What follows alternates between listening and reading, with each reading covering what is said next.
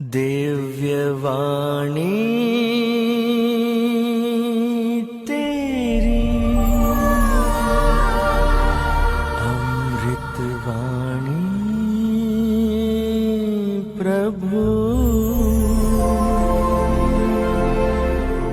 दिव्यवाणी तेरी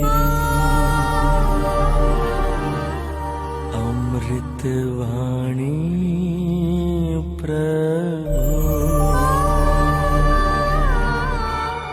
संत मार्कुस के अनुसार प्रभु यीशु क्रिस्त का पवित्र सुसमाचार।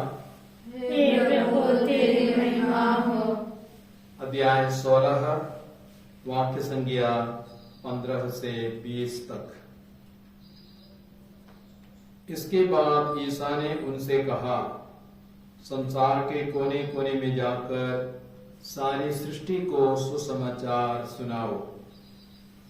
जो विश्वास करेगा और बपतिस्मा ग्रहण करेगा उससे मुक्ति मिलेगी। जो विश्वास नहीं करेगा वह दोषी ठहराया जाएगा। विश्वास करने वाले एक चमत्कार दिखाया करेंगे। वे मेरा नाम लेकर अपदूतों को निकालेंगे, नवीन भाषाएं बोलेंगे और सांपों को उठा लेंगे।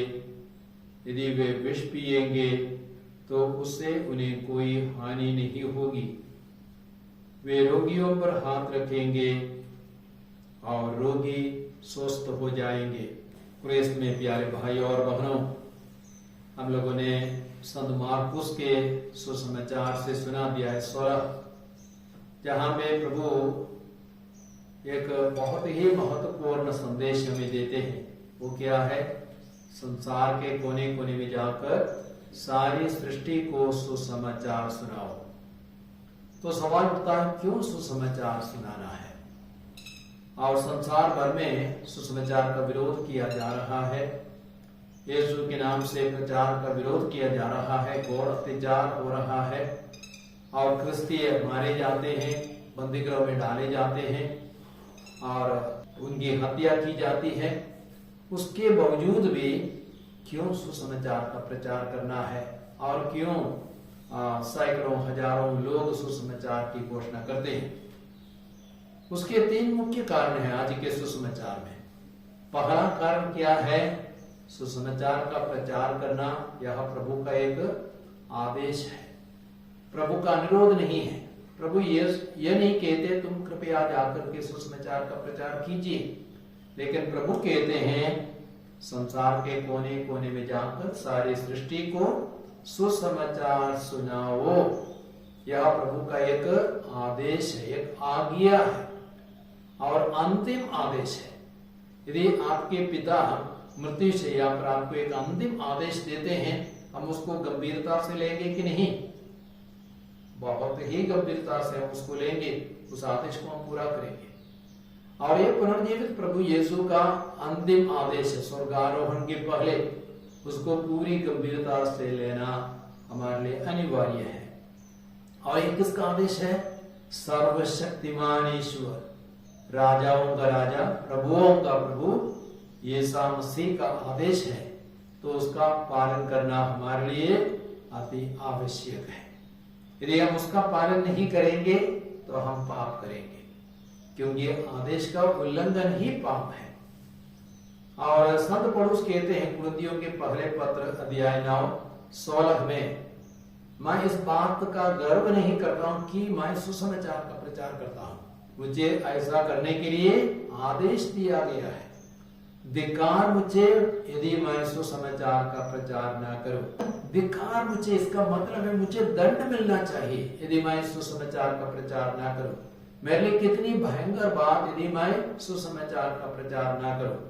तो यदि मैं सुसमाचार का प्रचार ना करूंगा, मेरी मुक्ति नहीं होगी और अन्य हजारों लाखों लोगों की भी मुक्ति नहीं होगी। तो इसलिए सुसमाचार का प्रचार करना एक विकल्प नहीं है, लेकिन यह एक आदेश है। और दूसरा कारण क्या है? सुसमाचार की घोषणा से ही संसार को, करोड़ों लोगों को मुक्ति मिलेगी। क्योंकि प्रभु यीशु कहते हैं जो विश्वास करेगा और बपतिस्मा ग्रहण करेगा उसे मुक्ति मिलेगी, जो विश्वास नहीं करेगा वह दोषी ठहराया जाएगा। तो ईसा नाम का अर्थ हमें मालूम है, मत्ती के सुसमाचार अध्याय 1:21 में हम पढ़ते हैं, ईसा नाम का अर्थ है पापों से बचाने वाला।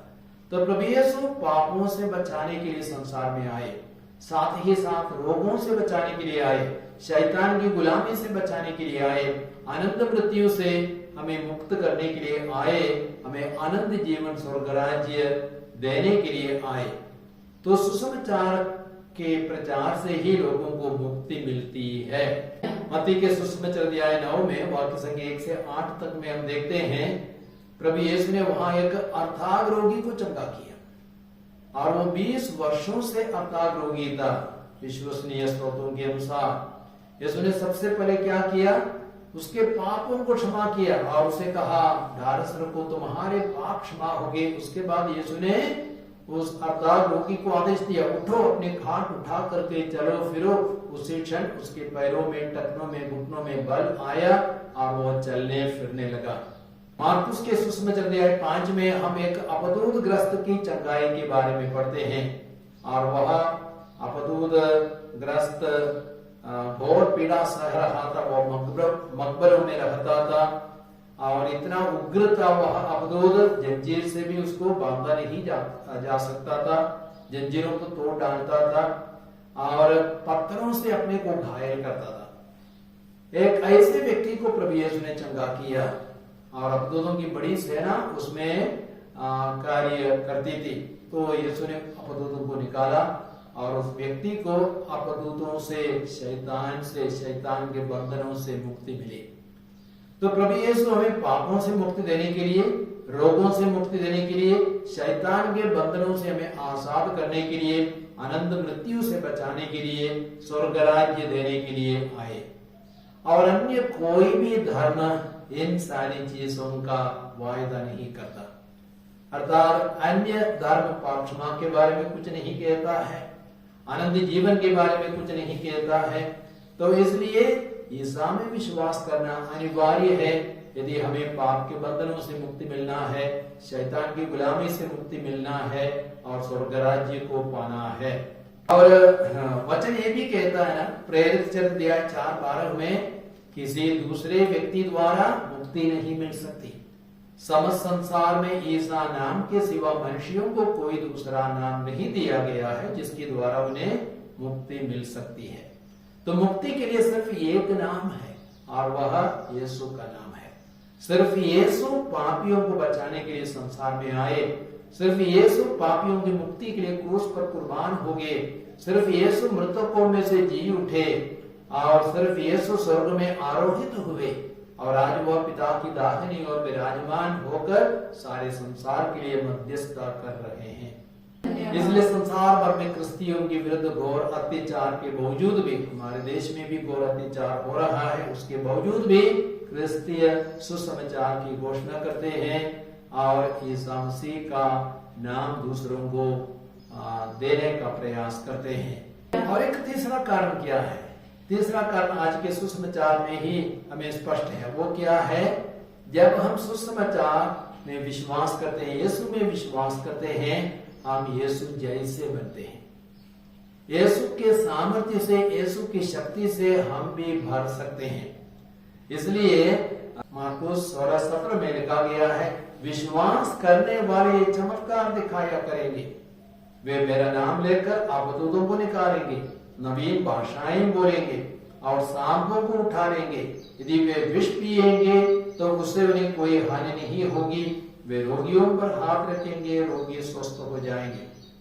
अर्थात यीशु पवित्र आत्मा के सामर्थ्य और शक्ति से परिपूर्ण थे और यीशु ने अपने जीवन काल में बहुत सारे रोगियों को चंगा किया, अंधों को आंखें दी, बकरों को कान दिए, लंगड़ों को चलने की शक्ति दी, मुर्दों को जिलाया, कोड़ियों को शुद्ध किया।